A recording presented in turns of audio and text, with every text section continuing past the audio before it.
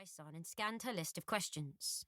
"You'll want to talk about the pedestrianisation of Braybrook High Street, I suppose," Daphne said. "It's been generating a lot of debate." No.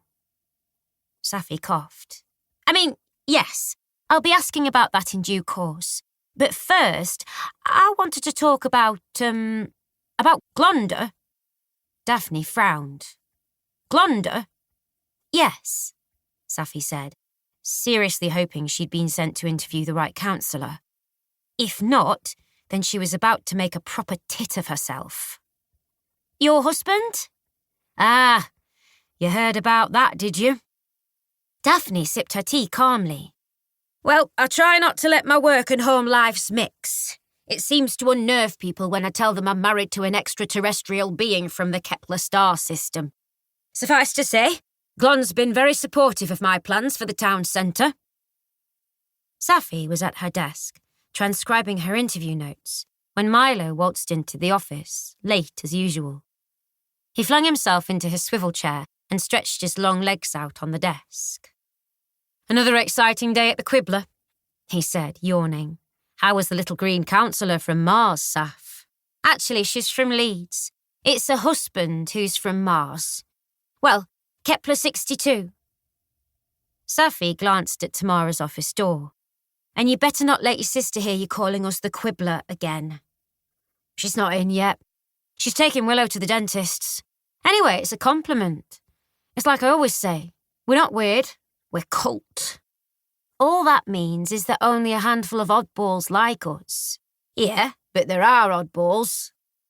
Milo pushed his glasses up and went to peer over Saffie's shoulder at her notes. Was this Councillor Jameson as balmy as she sounds? Actually, she seemed quite with it, aside from the obvious. I still can't believe she got elected. It's like when Hartlepool voted in that bloke in the monkey suit as mayor. "He was a novelty candidate, though," Saffie pointed out. "He didn't think he was an actual monkey, did he? Whereas Councillor Jameson very much believes she's married to an alien from Kepler 62. Why do people vote for these guys?" Saffie shrugged.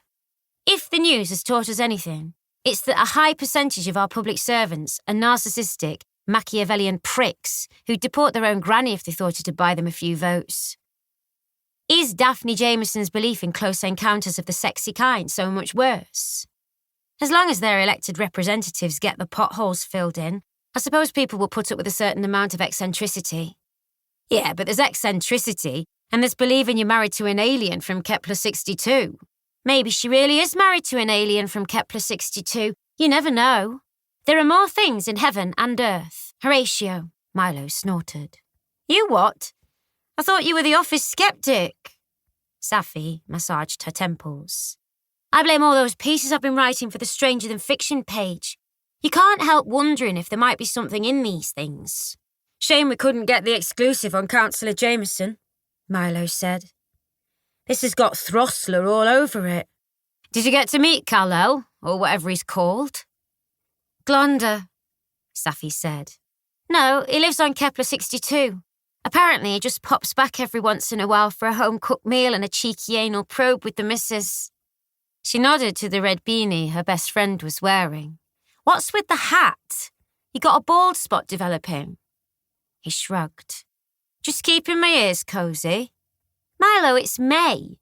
It's 20 degrees outside." He gestured to her coffee mug. "My turn to get the brews in, isn't it?" "OK, that was the least subtle subject change ever." She pointed at his head. "Come on, get it off. I've got a tenner that says bald spot." "Saffie, there is no bald spot." "Yeah, prove it then, and win yourself a tenner." "I don't need to prove it. I'm your oldest friend. You should take it on trust." She nudged him. "Hey, I've got a Sharpie in my desk. Want me to colour it in for you before Tam gets in?" "Saff, I swear to you I am not going bald," Milo said, putting one hand on his heart. "I'll get the kettle on." Saffie carried on typing up her notes, while a still beanied Milo went to the kitchen area at the back of their office to make drinks. He came back with 3 mugs steaming on a tray. "One for each of us, one for Tam when she gets here."